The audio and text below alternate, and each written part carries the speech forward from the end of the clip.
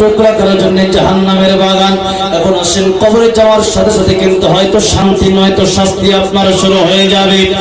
একদিন মাটির ভেতরে হবে ঘর, মন আমার কেন বন্ধ দালান ঘর, রে মন আমার কেন বন্ধ দালান ঘর।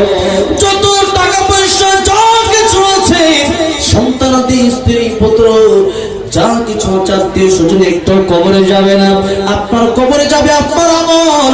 এই জন্য নিজের চিন্তা নিজে করবেন, আরেকজনের চিন্তা করে কোনো লাভ নাই। আগে নিজে চিন্তা করেন, পরে আরেকজনের চিন্তা করবেন। কু আনফুসাকুম ওয়া আহলিকুম নারা, নিজের চিন্তাও করতে হবে, আরেকজনের চিন্তাও করতে হবে। কিন্তু আমাদের সমস্যা হলো আমরা নিজের চিন্তা বেশি করি না, আরেকজনের চিন্তা আমরা বেশি করি। কথা বলেন ঠিক না বেঠিক? আরেকজনের চিন্তা করার আগে নিজে জাহান্নাম থেকে বাঁচতে পারলেন কিনা দেখেন। এবার এক নম্বর কিয়ামতের নাম হলো মরণ, দুই নম্বর কিয়ামতের নাম হলো পৃথিবী ধ্বংস। আল্লাহ আসলের ময়দানে উঠাবে। আপনার মরণটা যদি ভালো হয়, আপনার কবরটা যদি ভালো হয়, আল্লাহর নবী বলেন যার প্রথম কাঠি কবর ভালো হয়ে যাবে, তার হাসর ভালো হয়ে যাবে, তার কুরসিরাত ভালো হয়ে যাবে, তার